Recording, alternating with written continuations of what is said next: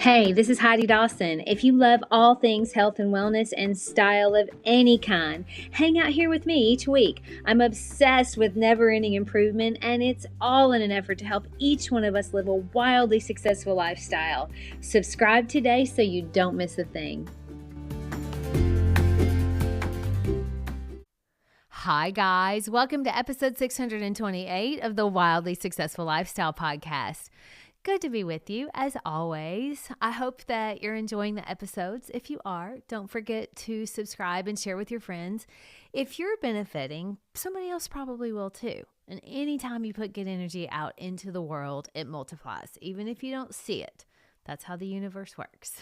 So thank you in advance. I love you all. Okay, so I recently heard Elon Musk say something in a podcast that I thought was really interesting. Essentially, he said that indifference to popularity is a superpower. Or in other words, the willingness to not care if you're liked or not is really powerful.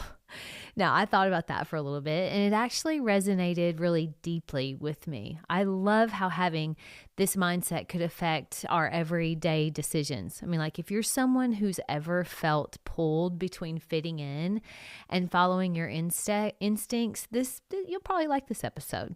Because I think Elon's point is that in a world where social approval often dictates our choices, whether it's our career or our relationships, stepping away from that pressure actually opens up a lot of possibilities. Now, it isn't about trying to be rude or trying to isolate yourself. It's about prioritizing your own judgment over external validation.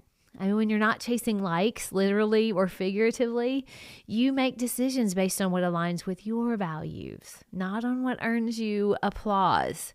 And that can lead to a lot of innovation and resilience and a lot more authentic life. And who doesn't want that? But I know it's easier said than done, especially when the stakes are high. It maybe involves your family or your community or security. I have my own story about this. I grew up in a pretty strict religious environment. The expectations were very clear and very non-negotiable.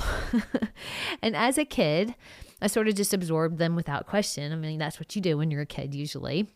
But by my teenage years, there were some doubts that were creeping in, like why did certain rules have to feel so constricting? And I really wanted to be seen as compliant, and I really wanted to be seen as good, like I thought everyone else around me was. But that desire simply wasn't strong enough to override my growing unease. Like deep down, I sensed that unquestioned obedience didn't feel right to me. And it felt more like a form of control. And in my case, it was enforced through a fear of exclusion. The religion emphasized conformity and used stories of eternal consequences to keep people in line. Yeah, I think a lot of religions do that, but my entire family was in this religion. My parents, my siblings, my extended relatives, and questioning was not encouraged. You were not allowed to question. In fact, it was seen as a threat if you questioned anything. But I couldn't shake the feeling that some of these things just didn't sit right with me. I mean, they didn't feel fair. They did not feel logical. And at a young age, as a teenager, I kind of kept everything private about my thoughts about that because it was scary to voice them.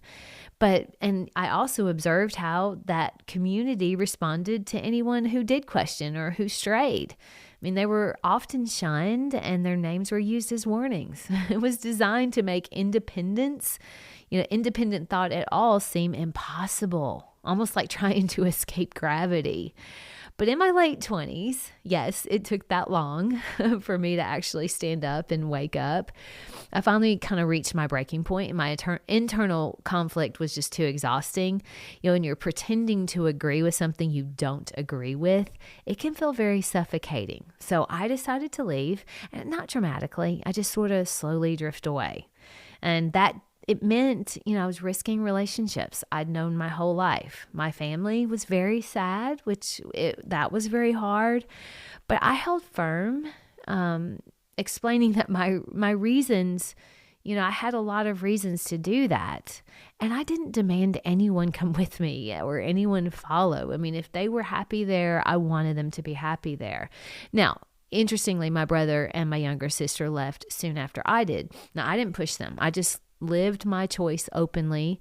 And I think seeing me navigate life outside the religion showed them that it was viable, that they could work and form friendships and find meaning without the structure that they'd been told was essential. But we each had to make that leap individually. My path wasn't like a blueprint. It was proof that alternatives existed. And the religion's tactic of isolation when you leave really makes sense in hindsight, because it's a way to prevent exactly that kind of ripple effect. They want to clip that potential before it spreads. So leaving did cost me some friends that I grew up with and a few family members, and I did feel like I was the black sheep. But what I gained was freedom to explore ideas, freedom to build a career on my own terms and form connections based on mutual respect rather than shared religious beliefs.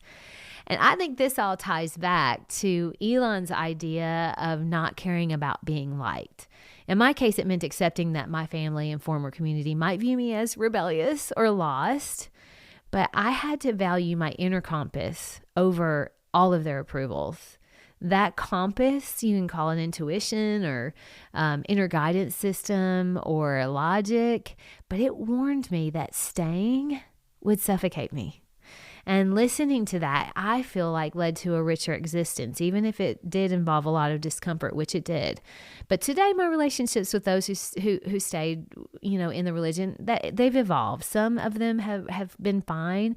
Others are very distant, and that's okay too. But I'm at peace with that because I stood up for what felt true to me. And I think this goes way beyond religion. A lot of times people will stay in jobs that drain them because quitting would disappoint their colleagues or their family. Or they stay in relationships because they don't want the judgment or to be seen as a failure. Even little things like voicing an unpopular opinion in a group chat.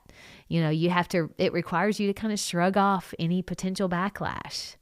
The key to all of it is discernment. It's not caring about being liked doesn't mean ignoring feedback entirely. No, because constructive criticism from someone you trust, that can be good and it can cause growth. But when approval seeking overrides your judgment, that's a red flag. And you have to ask yourself in any of those situations, am I choosing this because it fits me or because it fits other people's expectations? You see, your agenda is unique. It's shaped by your experiences and aspirations and values.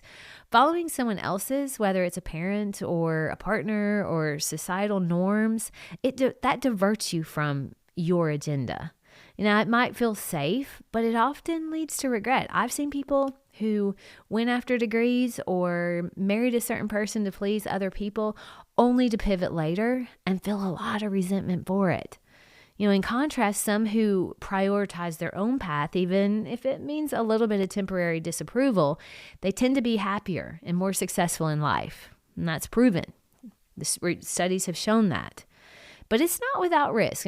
Society rewards conformity, and stepping out can mean isolation or hurdles. Like in my story, I prepared myself because I worked really hard and I tried to make as much money as I could because I knew I could be on my own. And I kept learning new things and trying to make myself more, valuable at my job. And I also got coaching because I had to process some of that emotional stuff. So my challenge to you this week is, if you are considering a change, maybe you're considering leaving a job or changing a relationship or challenging a belief, consider the long-term view. What does your life look like in 5 years if you stay the course? And what does your life look like if you follow your instincts? Better yet, what decision would you make if no one would be around to judge it? You see, Elon's idea isn't about arrogance, it's about liberation. And by reducing the weight of other people's opinions, you gain the clarity to pursue what really matters to you. Share this with 3 people who may be considering a change. I love you guys. I'll talk to you in a few days.